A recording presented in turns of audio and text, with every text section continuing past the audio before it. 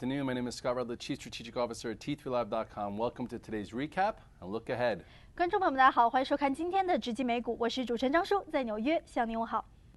周一美股涨跌互现，我们看到今天纳斯达克综合指数是创下了历史的一个新高，但是呢，标普500指数以及包括像道琼斯工业指数呢却是收跌，而其中道指呢可能看起来离2万大关好像又远了一些哈。其实今天影响着市场会造成这样子分歧的，主要是由于板块的不同。今天包括像科技股，比如说像苹果等是上涨超过了1%，而这也是推动了包括纳斯达克综合指数的上涨。但是别的板块，比如说像能源板块，今天受到原油的一个下跌影响，也是承受了不少的压力，其中包括像雪佛龙以及埃克森美孚等等原油类股呢，今天是下跌不少，也是拖累了其他2个指数的这么一个表现。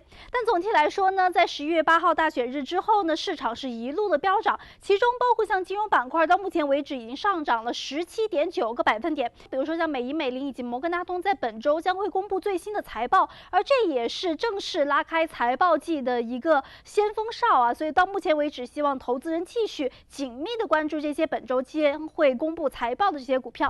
好的，另外一方面，最后来说一下宏观的经济消息。在今天虽然没有重要的经济数据发布，但是包括像波士顿的联储主席，他们表示，美联储在过去的2年都是1年加息1次，但是这样子步调其实有点缓慢，这可能会导致通货膨胀对整个经济的一些影响。因此，他们督促美联储希望能够加快这个加息的步伐。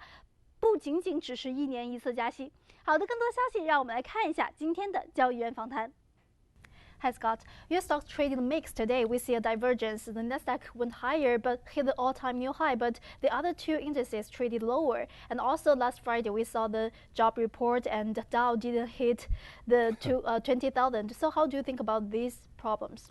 A half a point, right? We Yes. were half a point Yeah, away we're from Dow almost there. 20,000. What did all the newspapers do that printed it early? Yeah. Now, here's the thing, okay? I remember a few weeks ago, everyone said there was a problem in the market because oil was leading the way, the Dow was leading the way, tech was lagging. So anyone who's going to look for a problem is going to find it.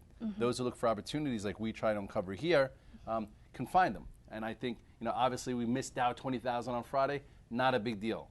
If you look right here at the S&P cash, okay, which is it's just a broader measure of actually strength. Remember the pullback, and then this was right after the election. This is when Donald Trump was elected president. Boom, digestion, here we are. This was your start of the year. We're actually the ending of last year, right to the 21-day and held. So at this point, actively, okay, we're above the 8-day, above the 21-day. So for guys like me to stay very bullish short-term with a lot of positions, I would think that the S&P cash needs to hold above this 2260. Okay, a little sideways action, and then we can continue. You mentioned tech. Let me just show you the cues. Wow.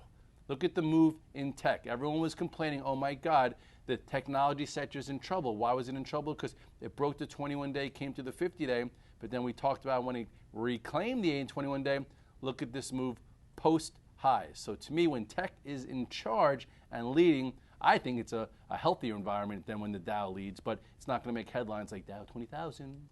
Okay, and after the election, financials rose about 17.9%. And this week, financial giants such as Bank of America, they're going to release the earnings. So how do you think about these bank names? I still like the banks. In my 2017 report, I said Bank of America could see 28 to 32. So hopefully they deliver. It might happen sooner than later. At this point, Bank of America still looks strong.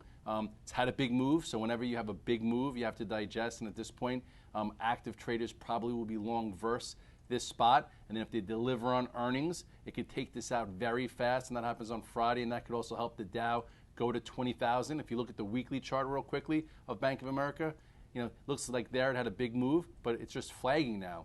And then if you go one more time back, look where it is. This is where it was. It was in the 50s. So down here, everyone's like, oh, it came so far. But I do think at some point it's going to take this out, and it could see a bigger move into the 30s. It all depends on how you want to trade it. If you want to look at the indice, let's go back to the daily chart real quickly for the FAS, which is an ETF for all the banks.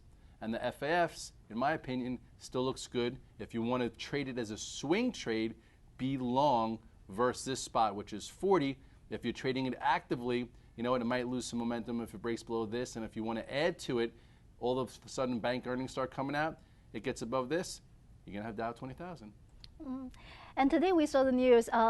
President Donald Trump, he met Jack Ma, Alibaba, the CEO of Alibaba, and Jack Ma promised that they were going to create maybe 1 million jobs in the next 5 years. And does Alibaba's stock react to the news? And how do you think about these Chinese names? Maybe somebody heard about this a week ago, because a week ago Baba's stock started acting well, and I started talking about it in my note. Said if it gets above 89 and 90.50, it's breaking a downtrend.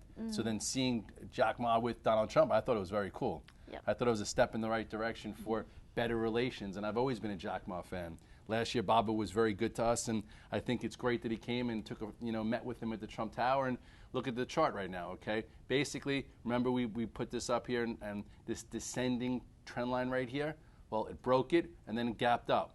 So at this point, nice, I held in real well. Tech is acting okay. 而且更重要的是 ，Scott Redler 的2017年的年度的一个预测呢，已经在网上发售了。如果您希望有更多的信息的话，可以联系我们。好的，明天再见。